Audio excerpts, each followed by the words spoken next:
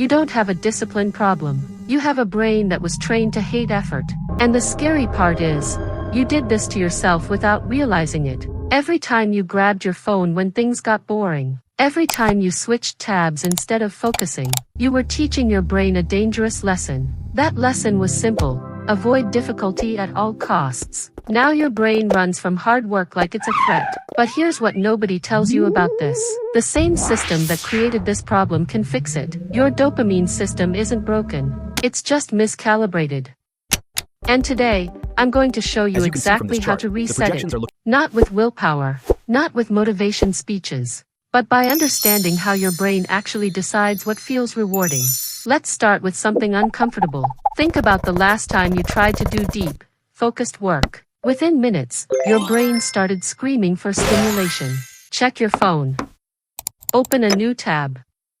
Get a snack. Anything to escape the discomfort of effort. This isn't weakness. This is chemistry. Your brain releases dopamine not just when you get a reward, but when you anticipate one. And your phone has trained your brain to expect instant rewards constantly. So when you sit down to do something hard, something with delayed rewards, your brain compares it to the easy dopamine it knows it can get, and hard work loses. Every single time. This is why discipline feels like torture for some people, and almost effortless for others. It's not about character. It's about what your brain has learned to expect. So how do you fix this? The answer isn't to fight your brain. The answer is to retrain it. There's a concept in neuroscience called reward prediction. Your brain constantly predicts how rewarding something will be. If the prediction is low, you won't want to do it. If the prediction is high, you'll crave it. The key is this: predictions are learned. They come from past experiences, which means you can rewrite them. Here's the first shift that changed everything for me. I stopped letting my brain escape effort without consequence. Every time I felt the urge to check my phone during work, I noticed it, named it, and stayed with the discomfort for just 30 seconds. Not forever, just 30 seconds. This sounds small. It's not. You're teaching your brain that discomfort doesn't lead to escape. And when escape stops happening, the urge starts dying. The second shift is even more powerful. You have to make hard work feel like a reward in itself. Not by tricking yourself with positive thinking, but by pairing effort with micro-satisfactions your brain can actually register. Here's what I mean. After completing a focused work block, I'd sit in stillness for 2 minutes. No phone. No reward. Just quiet acknowledgement of what I did. This felt boring at first. Almost pointless. But something strange started happening after a week. My brain started looking forward to that stillness. Because it had learned, effort leads here.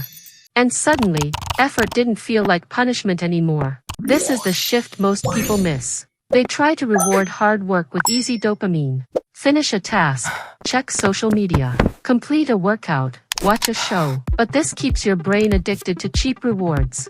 It never learns to find satisfaction in the effort itself. You have to break that chain. The third shift is about environment. Your brain makes predictions based on context.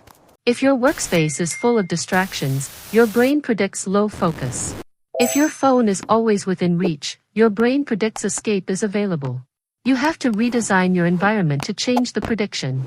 When I started leaving my phone in another room during work, something shifted within 3 days. My brain stopped expecting the escape option. And focus became the default, not the exception. Now here's where most people fail. They try to change everything at once.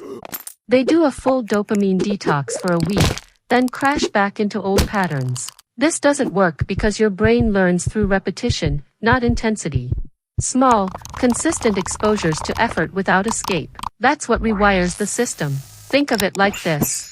You're not trying to win a battle against your brain. You're training a new reflex.